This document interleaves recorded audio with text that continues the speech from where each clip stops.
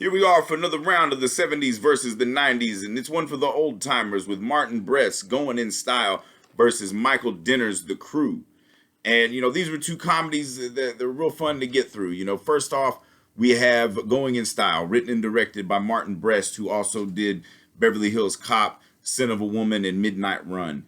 And it stars the great George Burns, one of the greatest comedians of all time, Art Carney, and Lee Strasberg, best known as Hyman Roth in The Godfather Part 2.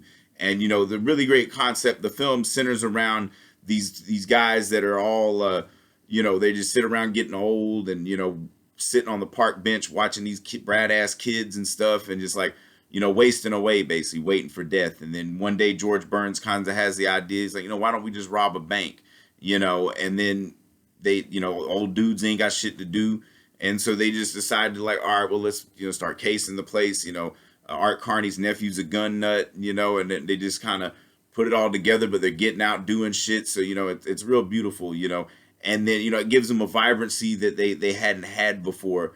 And, in a long time anyways, purpose in life, and then they execute the robbery in the middle of it. And then, the second half of the film is just them dealing with it, and then, on the way there, like Lee Strasberg's character kicks it in the middle of the film, and then, Art Carney kicks it after him and George Burns go to Vegas. And, for a trip to Vegas, it is kind of a little lame. The film itself is kind of lackluster. It's very like, there's always this sense of dread. They really hammer that in, how shitty it is getting old. And, and for somebody like George Burns, where they've got him restrained, and, it just doesn't, I feel like there could have been more, and even that ending too, even after Art Carney dies, had they had George Burns die too, like even if they still arrest him, because it's like just the way the paranoia of the 70s was, it's like, oh, we got to make a big statement, the rest this old man, he really wasn't that bad off and stuff and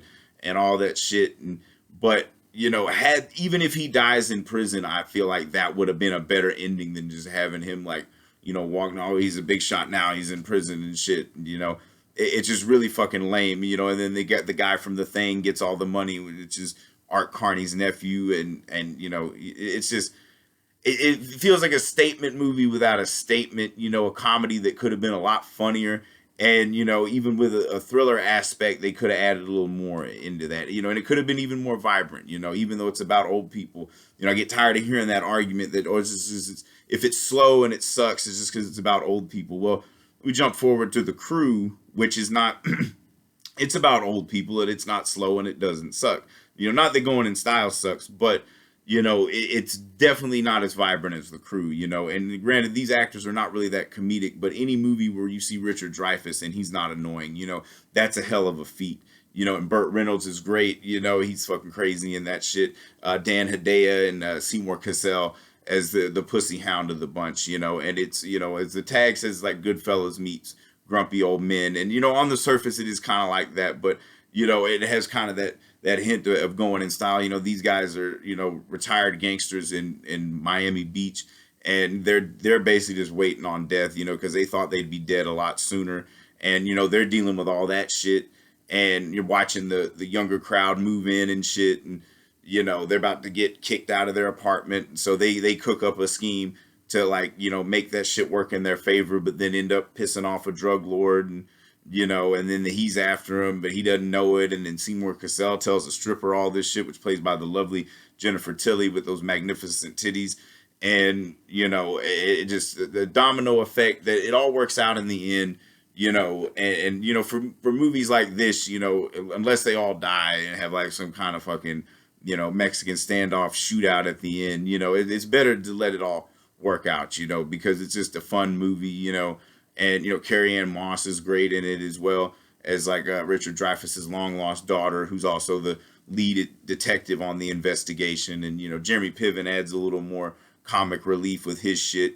And, he's the fucking chode in the movie, but, everything is just, it's just a fun movie, and, it kind of wraps it up perfectly. It's very gratifying. Whereas like Going in Style, just you see George Burns walking down the prison hallway at the end of the movie, and it's like, what was it all for? It's just kind of point.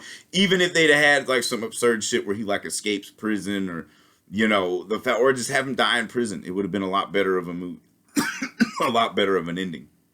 And so it's clearly got to go to the crew on this one, you know, because it's just a lot more enjoyable of a film. And, you know, these guys work a lot better together. I feel like, you know, there could have been less, you know, just staring at the walls and like, you know, all the fucking long pauses. And, you know, for a movie that's only, you know, an hour and 38 minutes, you know, Going in Style felt a lot longer. Whereas like, you know, the crew is like 10 minutes shorter and it, you know, moves like a bullet. And it deals with a lot of shit in an hour and 28 minutes. So, I mean, it just all depends on, and, you know, granted, these are not like top-notch directors. These are like hack journeymen, you know, just want to make movies, you know, fun little comedies or some shit.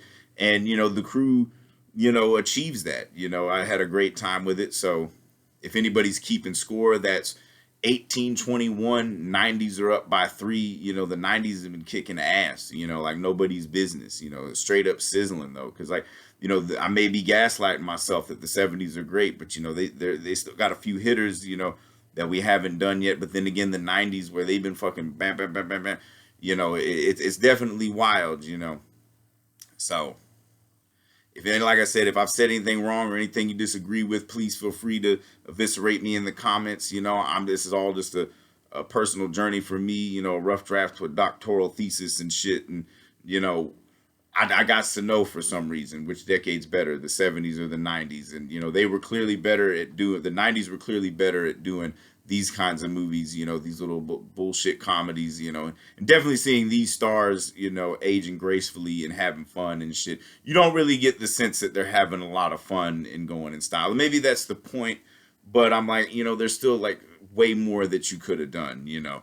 Whereas like the crew, like they go in places and they still are able to convey how much it sucks getting old by doing, you know, by throwing a little more comedy into it and shit. And plus you restrain George Burns and it's not good, you know, it could be better, you know. So 18-21, 90s up by 3. A week or so, we've got another main event coming up, Badlands versus True Romance. So, you know, it's definitely heating up. That between here and now, there'll be bonus rounds, you know, because like I said, I have a bunch of these. And if you got any recommendations, I may bump them up and do a bonus round. You know, who knows? It's all communication. We'll collab, debate. I don't give a fuck. I have no life. That's why I keep doing these matchups and shit. So it's all gravy anyways. And I'm wearing a fedora.